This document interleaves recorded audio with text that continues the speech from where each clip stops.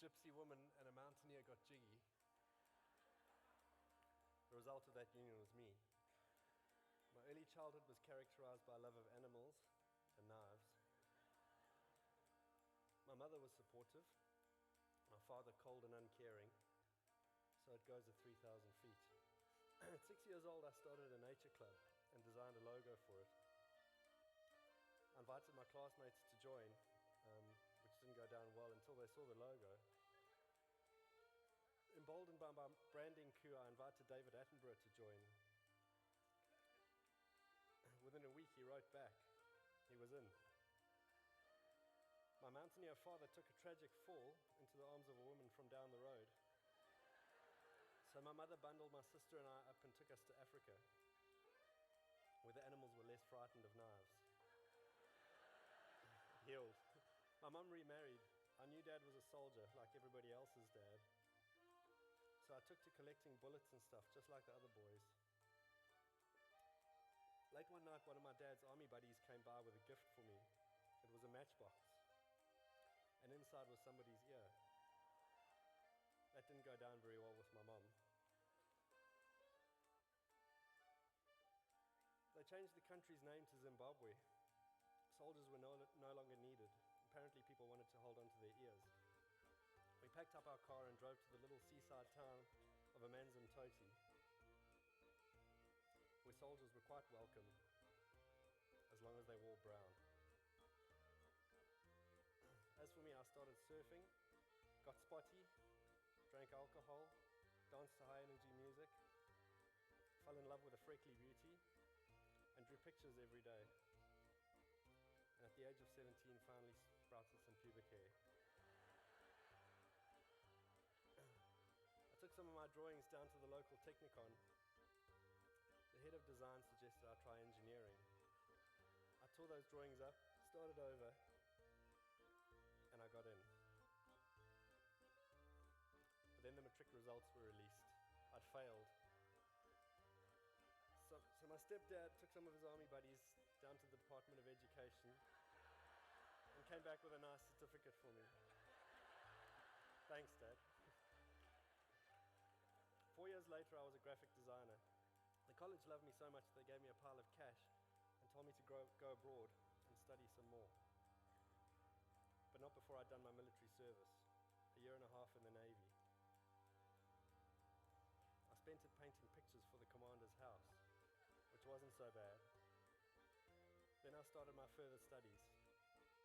First, it was a 3-day typography course in London, followed by 4 years of surfing. I returned home full of vim, vigour and vegetarianism.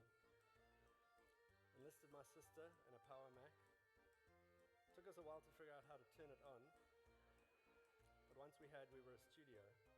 We called ourselves Disturbance, with a lowercase d. Very punk rock, we thought. So we waited for Bjork or MTV or Coca-Cola or Apple to call. They didn't. So we got busy on our own. We put together and published a zine and a CD of music by friends. We published books. We opened a restaurant, a gallery, a design bookshop. We enlisted a third partner, Roger.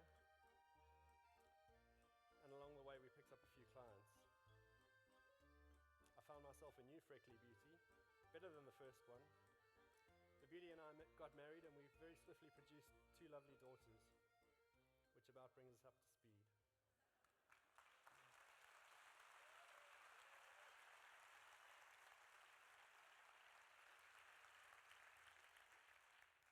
And the 2 very unfashionable bangles I have on are from the 2 lovely daughters.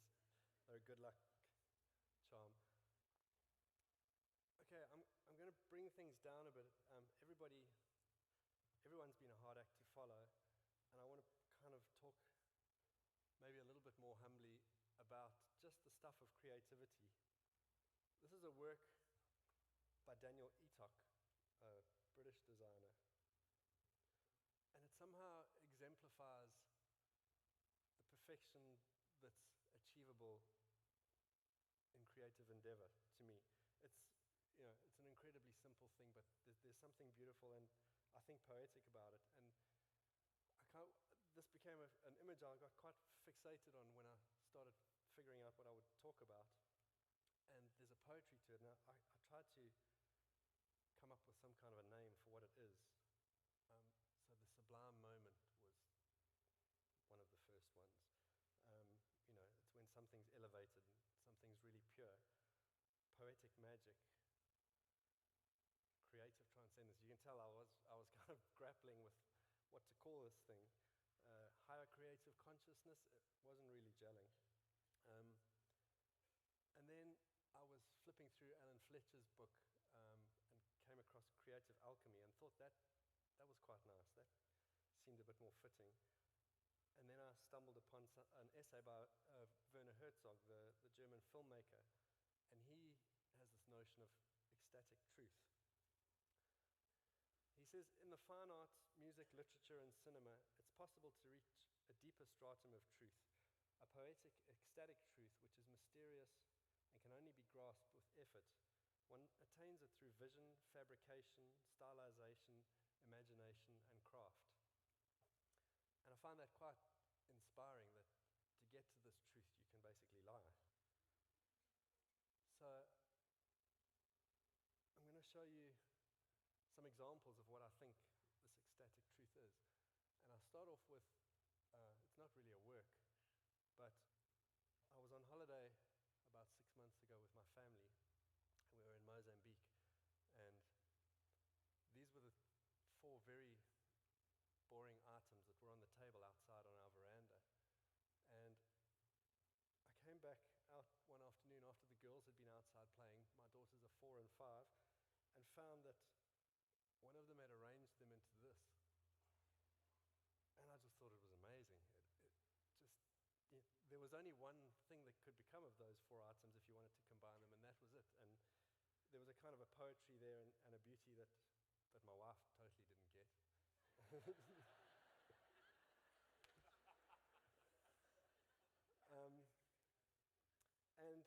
again, I quote from somebody, George Nelson, who said, "The creative act is a sudden realization that one has taken a lot of disconnected pieces and found, not invented, a way of putting them together." And I think that's quite essential when you're trying to get to that kind of moment of creative perfection. I'd like to show you an artwork. This is by American artist Bill Viola, and he was invited to do a piece in a church in Venice.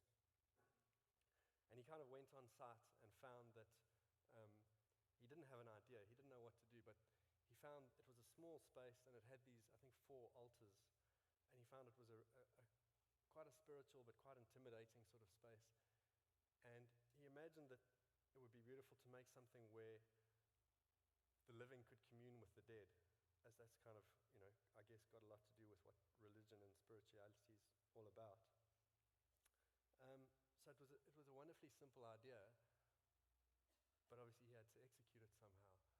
And I'll show you a clip of his execution.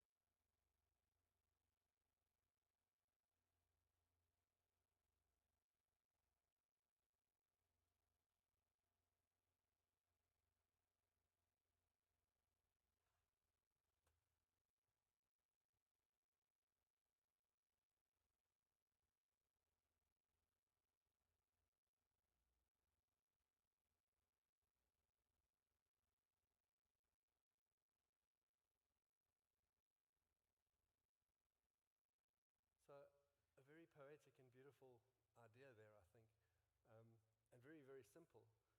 And yet, to execute this, he had to kind of enlist all sorts of technology. So the first image, when you have this black and white grainy image, he used a surveillance camera that's about 25, 35 years old, special device made that synced the image with the most kind of cutting edge, state-of-the-art HD video. The second piece of technology was a thing called a water wall, which is basically this laser knife edge that has to be perfectly balanced and apparently took 3 days to set up, but water comes off the edge of it and it basically forms a glass screen. There's no distortion or anything like that. I guess that shows that no matter how simple the idea, the execution isn't always simple.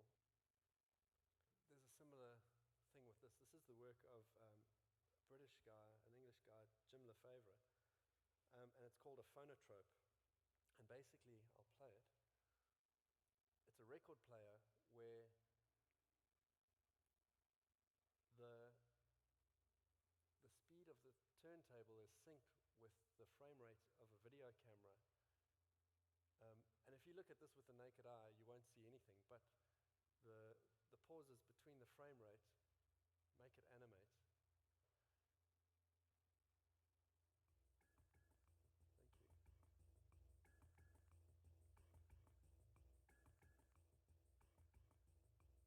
So each time you see this movement, it's a rotation of the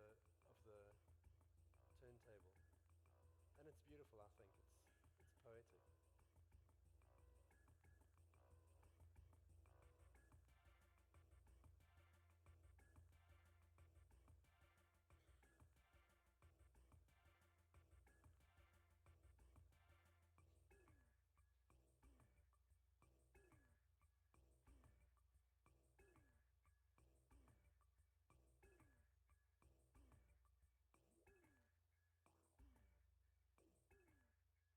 The way those things come off the surface, they're actually just mounted on little thin slivers of acetate.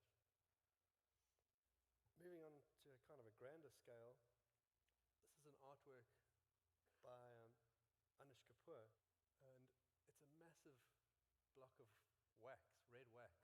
But basically I think there were 8 of these archways in a line, and the artwork itself is formed by this massive wax that's on a conveyor belt, for want of a better word, and it's dragged back and forth between these galleries to make this shape. And it's something that I find beautiful is, I think, the uselessness. This has no function, and yet it's quite a moving object to encounter. And the same with Jim's animation. It has no real function, but there's a beauty and a poetry in that. And I think a lot of human endeavor, is beautiful by virtue of the fact that it's useless. Another artwork, this time by Richard Wilson, and I came across this in the Sachs gallery last year in London, and you walk up to the edge of this landing, and there's this room in front of you. You can't step into the room, but just below your feet is this mirror, and the entire room is this mirrored surface, and it goes around the pillar in the center there and around a corner. And I always want to know how things are done. And I was looking at it and just thinking, but there's no warping, there's no joints, it's just perfect. How did he do it? I was completely flummoxed, and until I looked at the little plaque on the wall, which explained that the whole thing is actually a tray filled with motor oil, and the mirrored surface is actually oil. So again, an amazingly simple solution, and something that's very poetic and beautiful.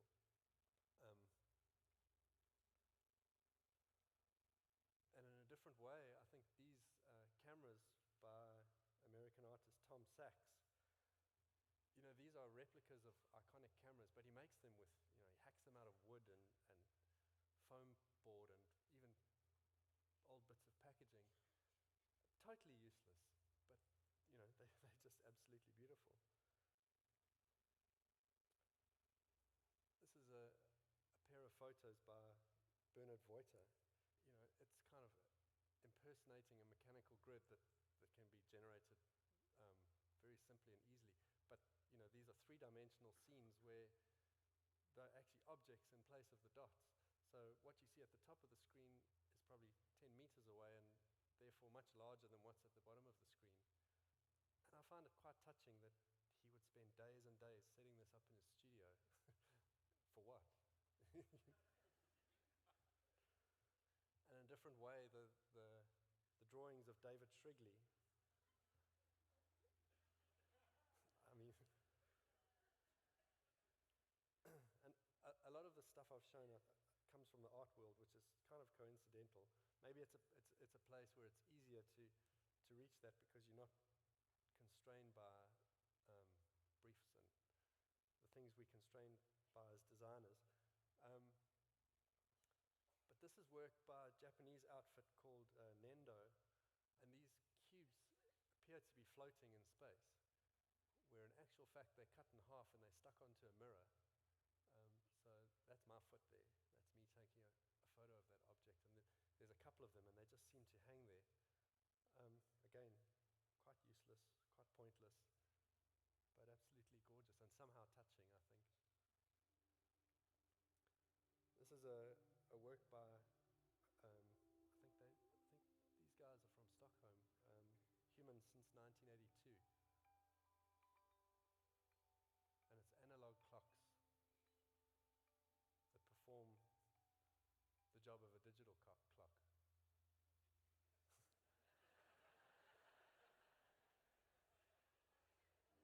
show you that again. And the poetry here is not only in the idea, I think it's in the movement as well. It's like this choreographed dance that the hands do. Useless.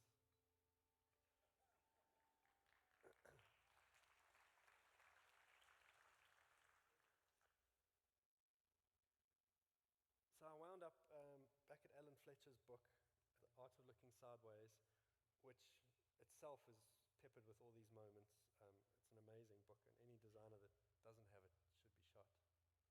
I don't have it, but anyway. But I have a friend who's got it. And kind of realized that this book set out to also kind of explain the creative process and to shed some light on where magic comes from. And for all Alan Fletcher's brain power and design flair and drawing ability, and not to mention 535 pages, he still only scratched the surface.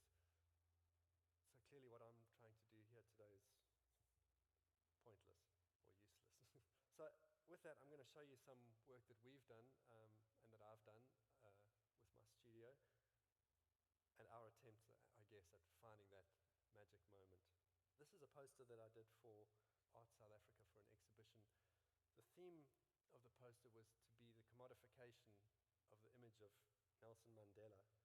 And I thought it was, pretty competent to appropriate this symbol that's become a very commodified symbol itself, which is the Andre the Giant decal done by Shepard Fairey. And I thought it was fine and whatnot, until the guy who'd actually commissioned it said to me, if you take obey and flip it, you actually get yebo. And then the poetry came, and that was his poetry. And a similar thing here. This is a project we did last year. We invited 20 African artists and 20 European artists to collaborate with us in producing this volume for Amnesty International. And the idea, it was called Them and Us, and the idea was the notion of tolerance and the notion of people coming together. So while we were kind of conceptualizing this, I worked in collaboration with a friend, actually somebody who used to work in our studio, who now works in Stockholm, and we were flinging ideas back and forth. And I said it would be really cool if we printed all the African posters in two colors, and red and green seemed fitting, and we printed all the European posters in two colors, and blue and yellow seemed fitting. And I sent him this little visual, which looked a bit like this, to show how the colors could overprint, and it would give the designers an opportunity to work in a third color. And what he did, which was really beautiful, was he actually turned that into kind of the concept of the whole thing.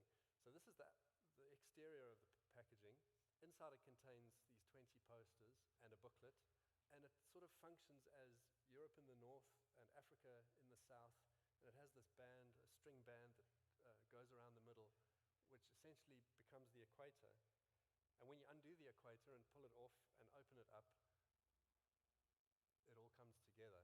And that's where the tolerance and the collaboration and the them and us kind of dissolves, and we all got working together. So that's what the package looks like, opened up. And there's an example of two posters, Noma Bar's poster on the left and Garth Walker's on the right. The theme there was good and evil. We gave each artist, or each pairing of artists, a sub-theme. So it related to tolerance and to the idea of them and us, but it kind of meant that everybody could work on something that was slightly different to everybody else. This was my poster that I did. Of course, when you're curating and paying for the gig, you get to do a poster yourself. And the theme that I worked on was here and there. And the guy I collaborated with was in Stockholm, coincidentally. So I asked him to gather a year's worth of Sunday newspaper headlines, and I gathered a year's worth of Sunday newspaper headlines from Durban. And I just wanted to kind of compare visually what was happening there and what was happening where we were, and I imagined that it wouldn't be that different, and it turned out that it wasn't that different,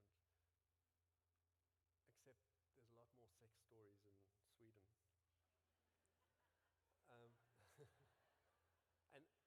And so each theme that seemed to arise within these headlines, I gave a little graphic icon to and represented that. So there was crime, tragedy, sex, human interest, religion, or the church. And then at the last minute, one of the African contributors pulled out, and we literally had like 3 or 4 days to go to press. And so my collaborator in Stockholm said to me, well, can't you get your studio to do another poster? Which it didn't seem right, but there was only 3 days to go and we needed to hurry. And it was collaborating with Rachel Thomas, a designer from the UK who I think is amazing. So we were given the theme of laugh and cry, and it seemed like a really difficult one to crack, because everything that we thought of seemed really obvious. And then we came up with this idea of the wolf and the hyena. And the hyena laughs, and the wolf, well, you know, you cry wolf, so we figured that was close enough. So we had our laugh and cry, and that's the poster that we made for Laugh and Cry. And we had a bit of fun printing this, where we shifted the plates. So the top where the faces are was really sharply in focus, and if you'll excuse the extreme close-up, it moved apart at the bottom, and the green and red made quite a striking kind of graphic solution. This is another project that we did, another For Love project. Most of these are For Love projects. We took part in an urban art project that was put together by a Dutch group in Durban. And they basically plotted a route through the city and asked people to do interventions and sort of public space art within that, along that route. So being as we were graphic designers, we figured we would do a little publication and actually document some of the lives of people along that route. So we found 10 people, and in due course, went and photographed them and interviewed them and came up with their stories. But the cover of the booklet was kind of proving to be a bit of a challenge, because you couldn't put one of the people on it, just kind of seemed imbalanced. So what we did was we assigned each person that we documented a color, and I broke the cover up into these strips according to the age of the people. So the band in the middle, that's the broad orange band in the middle, that was the oldest person, and the little turquoise strip, third from the bottom, that was the youngest person. So the whole timeline of these people's lives was in some way represented on the cover. And that's a spread from within the book, and so he was assigned the purple color, Alphaeus. I'm very interested in words and language and letter forms and typography. It seems to be something that, a thread that runs through my work. And as Michael mentioned, I've kind of been moving into a gallery space and doing stuff in galleries lately. And I think that's just a symptom of being a 40-something-year-old guy running a studio and having to deal with the frustrations that we all deal with when we get into a managerial position, in that we don't do much design anymore. We assign parking bays and have client meetings. So this is a little project that I did, a little book, and it's called The Little Book of Lexicon Concoctions. And it's basically just little word plays, little fun exercises with words. Oh, that's outer space. That's just a little bit of type play. We do a little daily journal online, which, if there's time, I'll show you later. That's a slide. That's just a posting that we did for the first day of the year this year. Hello, 2011. This is a little key ring holder thingamabob, and the ligatures on the letter make for nice little hooks. That was a client Christmas gift a few years back. And now I've started taking these little games or pleasurable little things I do into a gallery space, and this is a sculpture which, from the side, it just looks like 1.5 letters, but it's mounted on mirrors at 90 degrees from each other. So when you look at it, it actually says, "Wow, Mom." Totally useless. This is another piece I did using about 1,500 cartridges from a 357 Magnum, and they're all assembled on a grid. That's a view from the side. And if you look at it from the front, 357 of the 357 Magnum cartridges are spent, and it says the words, "So into you." Another piece, a Bible that's been drilled through and bound together so it can never be opened, and just the words, in God we trust. This is a neon piece, and there's great satisfaction to be gained from just this small little change in state for it to be saying two words. And I don't think anybody else gets much out of it, but for me it's quite satisfying.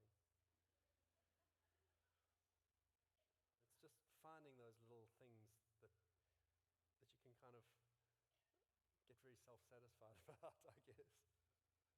This is another sculptural piece. It says "heal, hurt." If you look at it from one side, it says "healed." If you look from the other side, it says "hurt." But the words kind of merge together. It's carved out of these big hunks of wood. Another one that's viewed from both sides. It's kind of like these limbs that have been severed or something. The title of this artwork is "Duh," which again all comes back into our work as a studio.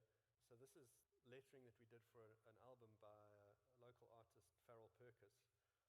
And we took this lettering, which is cut out of black perspex, and we created this kind of environment out of it. And that whole title, "Fruit Bats and Crows," and then we kind of dropped him into this environment. This is our reception desk at work. And we've got this friend, Xavier, who's this mad Frenchman. You can never tell what he's talking about.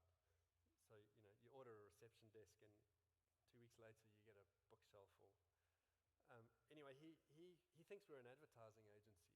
So he wanted to do this kind of lo-fi, hand-done version of those billboards that rotate. I don't know what you call them, but you know the ones that have got 3 states. So he hand-cast these cogs himself out of he's a crazy guy. So we had to do something with the front of it. So we decided a good idea was to greet our clients. So when you get there, there's "hello," and if you play with it, you'll get "how you doing?" And when you leave, we'll change it to say "hamburgashle," go well. And yeah, I think working in this three-dimensional way is a lot of fun, particularly for graphic designers that are used to working in print and used to working in flat surfaces. So I've kind of taken to making objects, furniture. Well, this isn't really a piece of furniture. It's a clothes mousse. And as you can see, it doesn't work as a scarecrow. Um, this is a bookshelf I designed for our studio. And I guess they do come from working in 2 dimensions. They certainly nowhere near the level of those 2 L's that interlock to make it. Yeah, you get the idea. And that was kind of the next bookshelf we made. So I made the corners round,